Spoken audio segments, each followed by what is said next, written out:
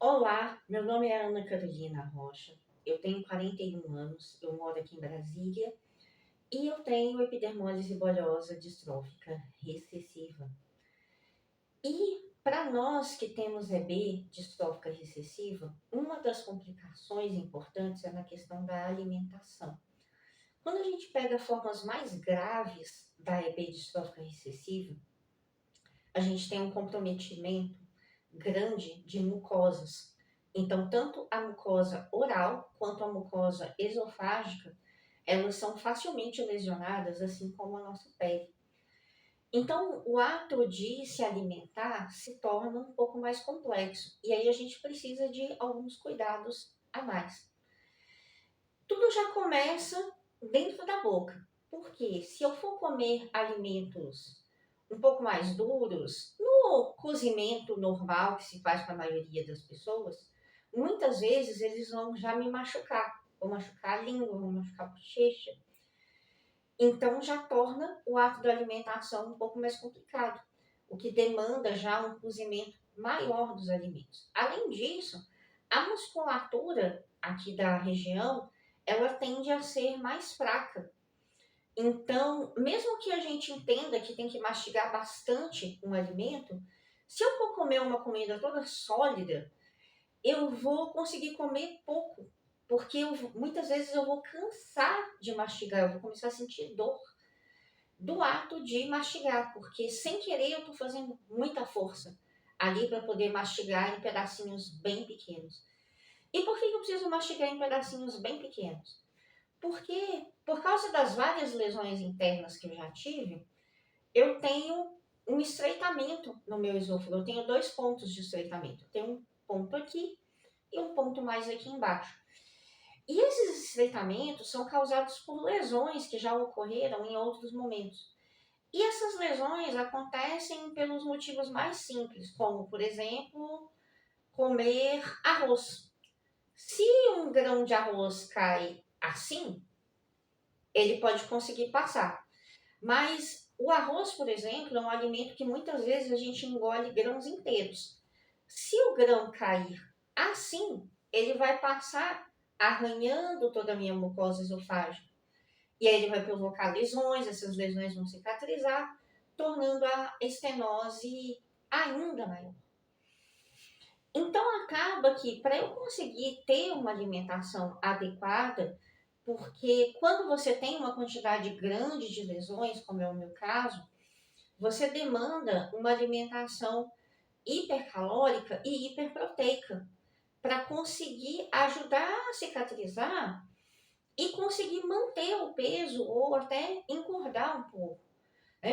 Eu sou uma mulher de 1,60 m e hoje eu peso 40 quilos. Já pesei mais do que isso, mas por diversas questões de saúde e pela quantidade de lesões eu não consegui manter isso daí num peso mais próximo do adequado. Então eu vou mostrar para vocês um pouquinho do que é a minha alimentação hoje, para vocês terem essa ideia de que é preciso ter muito cuidado e que às vezes o que a gente está acostumado a comer, toda a família está acostumada a comer, tradicionalmente todo mundo come, não é o mais adequado para quem tem EB. E a gente tem que fazer adaptações necessárias para que funcione, para que a gente consiga se nutrir bem sem estar provocando lesões. Então, por exemplo, o café da manhã para mim muitas vezes era um problema, porque as pessoas estão acostumadas a comer pão no café da manhã. E o pão é algo que é muito sólido e que forma muita massa. E que você tem que mastigar muito e colocar muito líquido para você conseguir chegar numa textura legal de engolir. Então, pelo menos minha família percebeu isso desde cedo e na correria do dia a dia para sair para aula, para faculdade, enfim, o meu café da manhã por muitos anos foi vitaminas de frutas.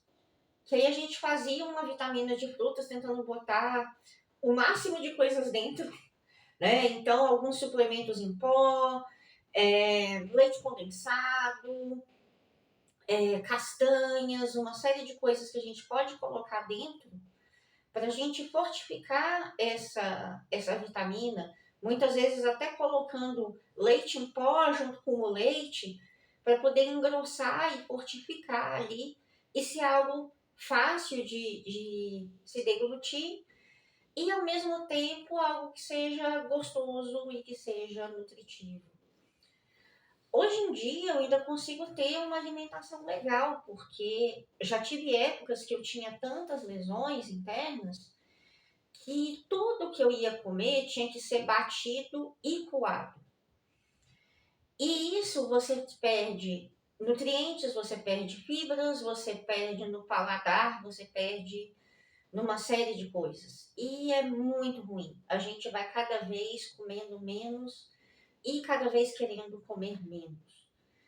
Hoje, felizmente, eu já consigo comer numa textura muito mais fácil, muito mais que torna a alimentação mais nutritiva um pouco. Então, eu tenho um exemplo aqui para vocês de um prato. Como eu falei da questão do arroz, eu não como arroz. Então, eu sempre utilizo algum purê de alguma raiz para poder fazer essa substituição. E aí varia, batata, mandioca, batata doce, inhame, vai depender do que tem na época, do que tem na região, para poder fazer esse purê. Em geral, um purê enriquecido com leite, para poder dar uma fortificada. Sempre comi muitos legumes, então legumes cozidos, então aqui a gente tem chuchu, a gente tem cenoura, chuchu tá raladinho, mas super cozido, ponto desmanchando, e a abóbora também super cozida. E eu tenho dificuldade com carne vermelha, porque a carne vermelha ela tem muita fibra, essas fibras são difíceis de mastigar. Então, basicamente, quando eu como a carne vermelha, eu como carne moída. Mas como eu sei que a carne vermelha é inflamatória e eu percebo isso no meu corpo, é um tipo de carne que eu evito. Então, o meu consumo maior é de frango e peixe. Então, aqui eu tenho peixe cozido, picadinho bem pequeno, para ficar mais fácil, e o purê de feijão. Dependendo do dia, eu como o feijão em grão, bem cozido, passando do ponto. E em outras situações, eu vou estar usando o purê. E assim a gente vai variando, né?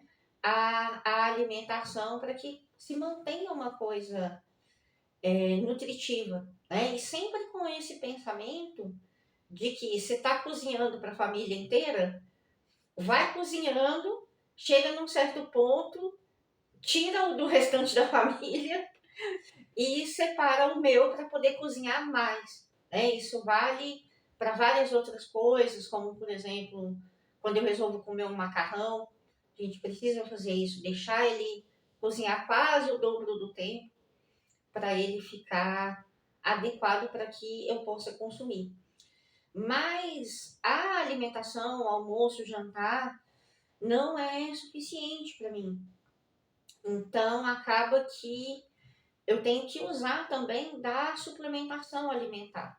Aí varia de acordo com a época, de acordo com as necessidades, a quantidade vai variar, isso cada pessoa precisa ser avaliado, né? E a marca dos produtos também vai mudando com o tempo, né? E uma vez uma ex-nutricionista minha fez o cálculo junto com uma estagiária e elas chegaram à conclusão que naquele momento metade dos meus nutrientes vinha da suplementação, dos nutrientes e das calorias, e a outra metade aproximadamente vinha da alimentação sólida que eu conseguia consumir. Então, então a gente tem que ter esse equilíbrio. A suplementação é importante porque sem ela eu não conseguiria nem manter o meu peso, mas também a gente tem que ter o cuidado para que não substitua essas refeições principais, mas que faça parte das refeições intermediárias, para que sejam feitas de maneira adequada. E, claro, quando é possível, acrescentar alguma coisa a esse suplemento. acrescentar um ovo mexido, uma gelatina fortificada, que é algo que eu gosto muito de fazer também. Coloco leite condensado ou creme de leite e castanhas e bato tudo junto e vira algo muito mais nutritivo. Tortinhas de legumes, coisas nesse sentido, que tenham uma textura mais pastosa, né, ao paladar. O pudim, por exemplo, é algo que é muito interessante, porque não demanda tanta mastigação e tem ali certos nutrientes que são importantes. Então, a gente tem que ter esse olhar de que não dá para querer seguir uma alimentação tradicional, porque a alimentação tradicional, ela não vai conseguir suprir as minhas necessidades.